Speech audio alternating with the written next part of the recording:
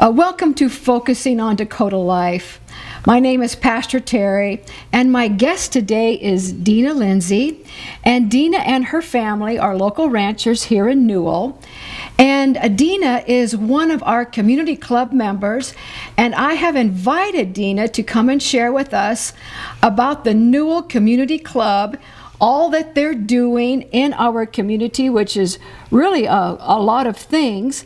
And so we're just going to ask you a few questions today, Deanna, and give you an opportunity to share with us and our community everything that you do.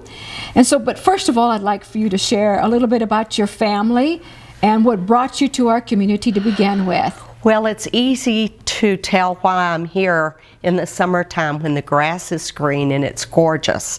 We came through here from Texas. We were ranchers in Texas and went to Mount Rushmore, and my husband said, "Oh my goodness, this is good country." So we moved up here in 1985, and we've had a ranch here since then. We took off a few years to go back to the Texas ranch to do some work, and but we always came up during the summer. So my children were blessed to have both communities. They had friends here in Newell and friends in Texas. So I think that was a blessing in their life. It would be, yeah, definitely. It is. So how in the world did you get involved in the Newell Community Club? Sometimes I wonder.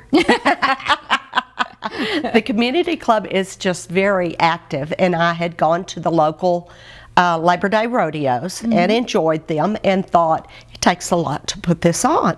So I volunteered to help with that, and since then I have found out all of the other things that the community club does. We have a lot of other things that we support along with the Labor Day rodeo. So what I understand, so that the people around us, and you can correct me if I'm wrong, the community club is responsible for the rodeo grounds and what takes place there, correct? Yes, it is. We lease the rodeo grounds from the city for $1. And then we try to maintain it. And 2 years ago, we built a new fence all the way around the outside, and also the ram cell building. We included that in there. So we got that all built because we had animals that had escaped because the fencing was so bad. So we got that taken care of, and it seems like every year we have members that go down there and add on to the corrals and build them out, and the loading chutes, and do work. We have also built, we call it the crow's nest, that we do all of our timing and our bookwork in and registrations in. We built a new crow's nest too. So yes, we do take care of that. We're raising money now because our grandstands are very old. Yes. So we go through there before Labor Day and we bounce on it to make sure nobody's going to fall through and do patchwork at it. So we're always raising money to try to fix up that grandstand, but it's quite expensive, so it's going to take a while. That was going to be my next question for you. How do you raise money in the community? Because these projects are big and they're expensive. They are big, they are. My dear friend Matt Mangus and I have gone all over our poor community. They probably duck when we come near. And we have solicited money, and at first our community didn't understand this. We sold parking spaces around the arena for Labor Day. Okay. And they were going, "Well, I've never paid for this." And I said, "Well, you're helping to pay for grandstands." And when it was explained that way, then they understood what we were doing. Yeah. So we try to gather up about $10,000 every year to go toward that. Now we are having another promotional called Chase the Ace. And every Tuesday night we sell tickets for $5, and all of the money goes into a pot. Every week we draw one of the winners, and they get 10% of the pot.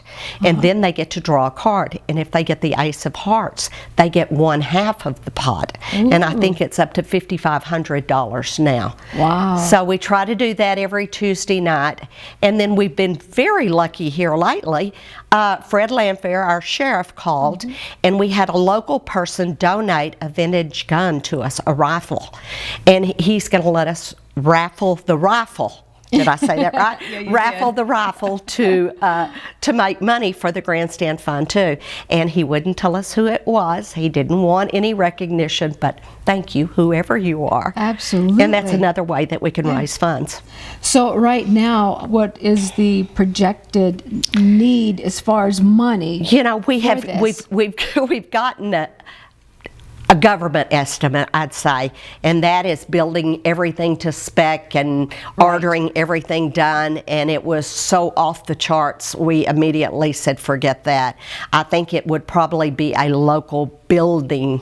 We would do it ourselves and bring in locals to help us rebuild it. Yes. And I think $100,000 would be a fair amount to start with. We might not be able to build them as big as they are now, but if we could get started, maybe we could add to it later. Absolutely. So Yeah. that's our goal.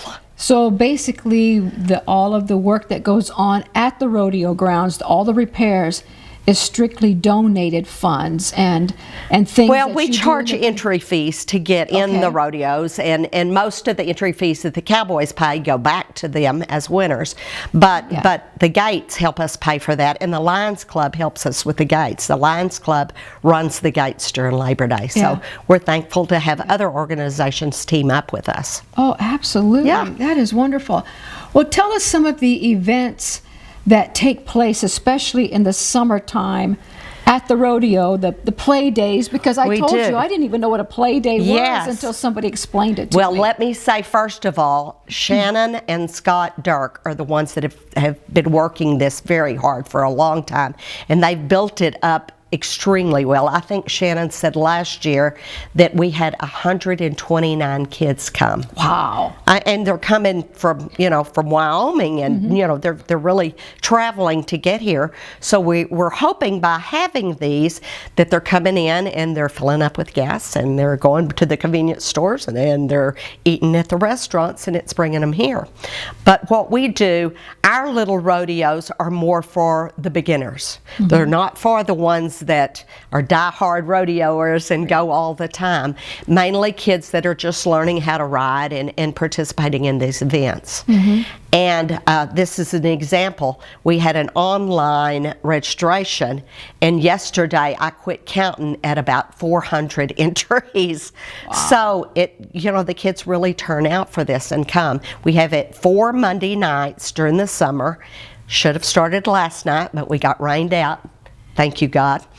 And I was trying to think, June, last night was the 20th. The next one would be the 27th. We're going to have a makeup on July the 6th, and then I believe it is July the 11th and the 18th. So 4 nights that we have those, and then Shannon collects prizes and uses some of the funds that we get for that to buy prizes for the kids, and we have an awards night, and almost every kid gets something at awards night. That's wonderful. It is. Yeah. All right, so if somebody was to be watching this today and they are not in the rodeo circle, and we talk about play days, just tell us a little bit about what a play day is. I can. We have 5 age groups starting 0 to 3. Oh, I love that. And 15 up. So it's mainly kids. Yeah. And we have the events that we sponsor are the barrels. They run around the barrels, the poles, flag race, breakaway roping, dummy roping. I think that's it. 5 events. Okay. Yeah.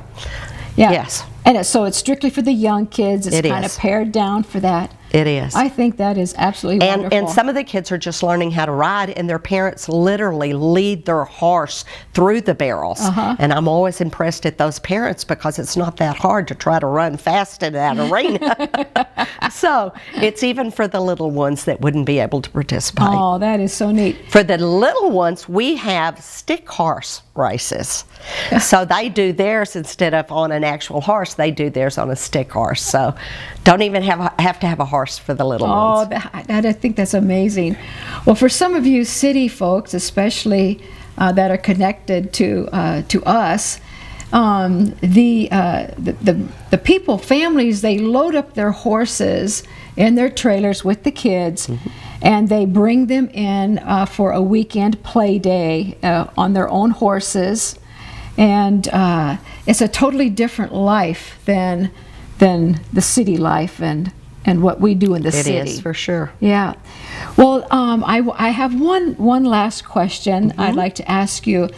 Our events on Labor Day are a lot here in our community. A lot. Yes. And you are in charge, the community center or the community club's in charge of all of the events for Labor Day, pretty much. Well, we just make calls and say, is the tractor pull going to be on this year? Is the car show or the quilt show? And in addition to having, we have local dances, a fireman's barbecue, a parade, and so there's a lot going on. We put on a ranch rodeo on Saturday, and that is a lot different than the professional rodeos. Yeah. And then we try to scale our Labor Day rodeo. It's mainly locals. Yeah. So we kind of try to keep it in there. We have an event called the Family Team Roping, and you have to be a family member to rope. So lots of times it's granddad and grandson or dad and daughter, and it's nice to see the families working together on that. And this particular Labor Day festival, that's what it is for us. It is. This has been going on for as long as I can remember. Me and I'm too. not going to tell you how old I am. And because I can remember going to the parade when I was 3 and 4 or 5 years old. Yeah. So this is an old event, and people come from all over to our event. I know that I've been told that there is one event at our Newell Labor Day rodeo that we don't have at any other rodeo, and it's just specialized to Newell, and that's the sheep teepeeing. Yes. You want to explain to our sure city will. folks what that is? When we moved here, we had sheep, and our county here, Butte County, was number 2 in the nation on the amount of sheep that we had here. So a lot of people are very acquainted with sheep here. But you have a partner, there's a pair of 2 that line up on the line, and they hold a little canvas teepee, and they have to go to the opposite end there, catch a sheep, a ewe too, not a baby. They have to catch a sheep, hold it down, put the teepee on it, run back, and the sheep has to stay under the teepee. If he gets out, you don't win the contest. And it's pretty hard, it's pretty trying, and it's also hilarious. It is hilarious. It is hilarious. I told when I came back, I went to our ranch the rodeo, and they were doing that, and the cowboys at that point, they had to hold hands and run back. Yes, I didn't say that. Yes. And it was hilarious, them getting that teepee down over that sheep, and then these 2 big old rough tough cowboys holding hands and running across. And we do that arena at the ranch rodeo also. In the ranch rodeo, it's 4 people horseback, a team of 4. So they are riding horses holding hands. So you'll see somebody just about to pull the other one off because his horse won't keep up. So they're a lot entertaining. Of fun. It's very entertaining. So, well, this is awesome. Well, if we wanted to get involved in the community club, somebody wanted to, how do we go about doing that? The first Monday of the month, we meet in the Butte Electric boardroom there at 6 o'clock, and we welcome anybody and everybody. We need young people. We need everybody. And it takes a lot to put on all the things we do. We also have a Valentine event that we put on. We put on the Easter egg hunt. We sponsor Santa Day with bike giveaways. We have things throughout the year that we sponsor in addition to just the rodeo events. Yes. Yeah. And always like to get input from people because they could tell us what they think is needed here. And you know, maybe we could start something new to benefit our community, whatever it takes to get people in Newell. That's awesome. So if somebody wanted to make a donation, a large donation, would they just get in hold of you? Or? That would be wonderful. Okay. That would be wonderful. Yeah. Yes. Is there another member of the community club that they could get a hold of? Yes. Karen Jensen would really be the person. She is our treasurer. Okay. And I do not know her phone number. Okay. And is there a website or a Facebook page? Yes, we do. NewellCommunityClub.com. And it tells about all of the events that we do. Wonderful. And a Facebook page? Do you have one of those? Yes, we do. Okay. And what is that under? You can tell I don't do that. I think it's just a Newell Community Club. Yeah. Facebook. Yeah. So there's plenty of sources with information of what is going on and what you were doing. Yeah. Yes. Well, I want to encourage people to get involved. And anybody who has creative ideas, we are always looking to advance in our community. Well, Deanna, thank you so much. Well, thank you for doing this. Yeah, well, you guys are amazing what you're doing. and our rodeos are a lot of fun. They are. Yeah, so, they are. Well, God bless you and thank you for coming and joining us today. Well, thank you, Pastor Terri. Yeah.